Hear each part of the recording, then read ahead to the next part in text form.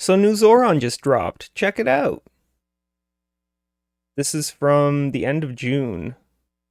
Her name is Katie Wilson, and this kindly fellow wrote an article about her that says progressive mayoral candidate Zohran Mamdani's victory in Tuesday's Democratic primary is a watershed moment for New York City, and Seattle is on the cusp of its own watershed moment. With the opportunity to elect Katie Wilson, a progressive who would break a long run of timid centrist leadership. The similarities are numerous between Wilson and Mamdani. Both are young, stridently progressive, and reviled by the political elites in their city. Both fought to lower the cost of housing and transit while the establishment dragged its feet. Both faced giants of the Democratic centrist establishment. Mamdani just beat the former governor of New York, Andrew Cuomo, heir to a political dynasty. Meanwhile, Wilson faces incumbent Bruce Harrell, a longtime politician who local pundits considered nearly invincible until Wilson got into the race. Nice. So yeah, the pundits, it says the editorial board of the New York Times wrote that it did not believe that Mr. Mamdani deserves a spot on New Yorkers' ballots. What idiots. The Seattle, it's basically like saying, we don't think you guys should have democracy, actually. The Seattle Times editorial board is likely to say something very similar about Wilson after years of fighting the progressive initiatives that she was spearheading. That's true. And just to give a little bit of context what's been going on in Seattle, we have already had our own bellwether election this year in Seattle. The February special election put social housing on the ballot with Proposition 1A. The Volunteers for House Our Neighbors created the enthusiasm and the people power, which resulted in a 26-point victory. They overcame the hundreds of thousands of dollars poured into opposition to Prop 1A, which levies a 5% tax on corporations for individual employee compensation in excess of $1 million to fund social housing. Wow. That's a nice tax. You don't even tax the individual, you just tax the corporation who's trying to overpay the individual. Very interesting. Who were the opponents? Mayor Harrell, Amazon, Mayor Harrell, Microsoft, and Mayor Harrell. What a goon. Now we have a candidate for our own city in Katie Wilson who embodies the hopes and dreams of the majority of us. So many Seattleites can't figure out. Seattleites is inappropriate. It just looks like satellites. I can't believe they use that word. They should just say Seattle Sters or something. So many Seattleites can't figure out how to pay for childcare and rent increases in healthcare, or recognize and want to provide the solutions for their neighbors grappling with these issues. Harrell, on the other hand, is again the darling of the Democratic mainstream and corporate titans. He has garnered the support of real estate moguls, cell phone oligarchs, and former governors Chris Gregoire, who is now the CEO of Challenge Seattle, a consortium of corporate elite, including Microsoft, JP Morgan. I think that should say JP Morgan, very evil company. Expedia, Russell Investments, and T-Mobile. He has endorsements from former governors Locke and Inslee, our current governor Bob Ferguson, former Seattle mayors Jenny Durkin, Greg Nichols, and Norm Rice, Congresswoman Pramila Jayapal. Ew! She's supposed to be like a progressive. She's barely. King County Council member Teresa Mosqueda, and numerous unions including SEIU 775 and the plumbers and pipe fitters. How can he lose? Also, super gross that the former governor is now the CEO of some consortium of big corporations. That's disgusting. That's like open bribery, you know what I mean? It's the revolving door. They don't take the direct bribes while they're in office, but as soon as they get out, it's like, "Oh, all these companies I helped suddenly want to give me money. Who could have guessed?"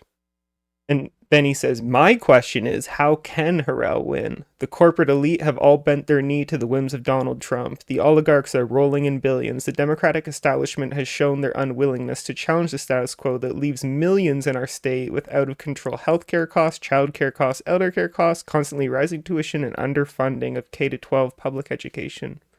Yeah, I mean, it's a lot of corporate fascism going on in America. I think people are at least a little bit aware of that at this point. Seattle's current mayor has a host of personal issues which may bedevil him. He defends the status quo with no empathy. When progressive activists sought his support for Seattle's groundbreaking paid sick leave effort in 2011, he spent the meeting complaining about his personal water bills at his $1 million home in Seward Park. Only $1 million? That was probably worth a few million. In 2018, Harrell first voted for Seattle's first attempt at a jumpstart tax and then voted to repeal it. Great. Some Gavin Newsom shit there. And just to like contrast the two candidates, because I think this is like one of the things that's just really important. While Harrell is a multimillionaire, Katie Wilson is a renter and a member of Seattle's working class. Katie, more than anyone, is responsible for saving Seattle's budget with the Jumpstart payroll tax, which she developed and promoted for affordable housing. She founded the Transit Riders Union and built it into a powerful political force. She catalyzed the movement to Trump-proof Seattle. She advocated for Proposition 1A and for social housing. She does seem to be very good on social housing. That's something we'll get to. She does not fear confronting the oligarchs and the status quo. She doesn't have a lot of money. She has hundreds of volunteers. So in August, when the primary election returned, push Katie to the head of the pack. Don't be surprised. We have a history of upsets fueled by regular people, and Katie has built the movement and the policies for a new upset, a quiet revolution, a new chapter for building our Commonwealth. That's pretty cool. Dude was saying this at the end of June. Just be like, don't be surprised. And it's true. I mean, if you were plugged into what was happening in New York, you weren't really that surprised by what happened with Zohran. Like maybe you were a little bit surprised how badly he won, but especially if you like, because some people just look at the polls and then they say okay, but you always have to look at the methodology of the polls, and oftentimes the polls don't take into account first-time voters and irregular voters. um the polls are in elections are generally based off expected voters, which is usually like somebody who voted in the last election or two, right? So if you have these progressive candidates who are turning out new people who were previously disenfranchised or, uninterested in voting for the lesser of two evils or whatever, the polls don't really account for that, and they seem kind of slow to understand that a certain type of candidate will turn out new voters. Um, so I don't know what the polls looked like here, but I guess they were very confident that, the corporate people and whatever were very confident that the incumbent corrupt guy was going to win. And let's just look a little bit. There's Katie. Let's just look a little bit about her platform, and what she's been working on so far. So she helped lead campaigns to raise the minimum wage. That sounds good. Giving part-time workers greater access to full-time work. That's really important for benefits and also like just for legal protections. Stuff like overtime protections and like labor regulations are better if you're a full-time worker generally. Stronger renter protections, very good. Landlords can just like fuck people over, especially in America.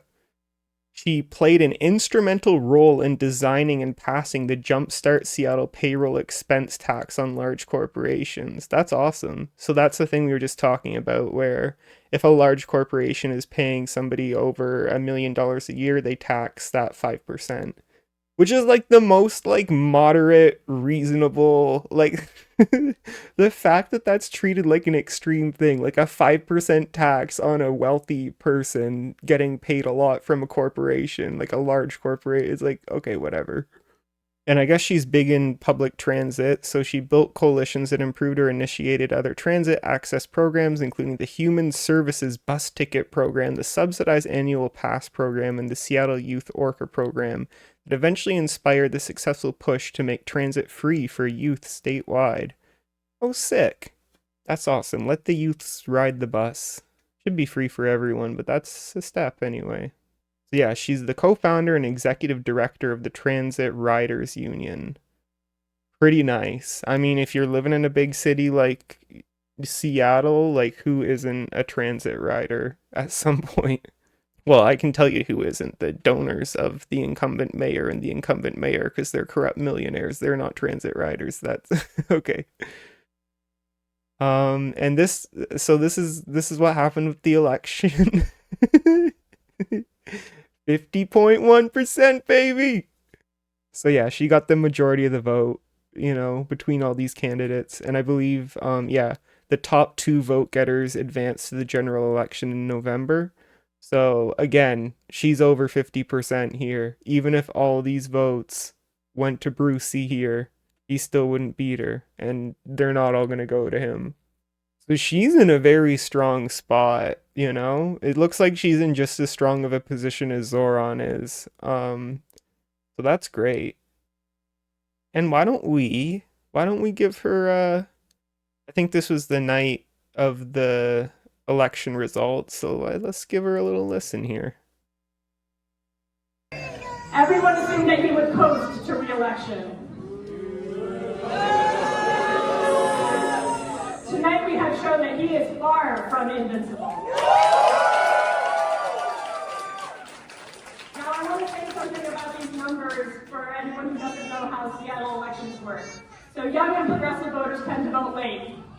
Based on past elections, by the time all the ballots are counted, our number's going to go up. Those are the numbers we just saw. Over 50% voted for her. And Harold's number's going to go down. I was planning to say this in the context of him being ahead, by the way. So the upshot is we are very much in this race. And this fall, we are... Okay, sorry. I don't want to interrupt too much, but I love the fact that she doesn't know how to hold a microphone. It's the most wholesome thing ever. Like, you think any of these corporate ghouls don't know how to hold a microphone? Like, I love this. I love this. This is just a normal person. going to build the biggest ground game Seattle has ever seen. Because this is your city and this is your campaign. Thank you so much to everyone in this room and beyond. We are here to solve the urgent challenges facing the city of Seattle, and we need your help too. So if you want to be part of those solutions, we welcome you to join this campaign now. We have 13 weeks until Election Day, 13 short weeks. My ask of all of you here today is that we build this campaign into a powerful movement. One that can not only win this election, but that can support a visionary agenda to transform our city. One that chooses getting results and empowering everyday working people over transactions and backroom deals. Because this is your city. Blue City? Our city! Blue City? Our city! Blue City? Our city! Thank you all so much.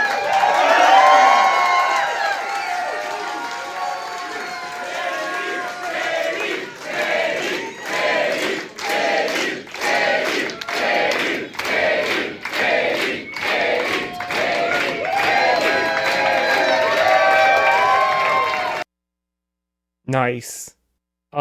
Yeah, so one thing that makes her very similar to Zohran is that they both seem to have like a record amount of on the ground organizers and volunteers. If you live anywhere, if you know any humans who like are in the general vicinity of Seattle, then tell them to do this because this is a real thing. This is something they can get involved with where, everyone who does get involved with it makes a big difference.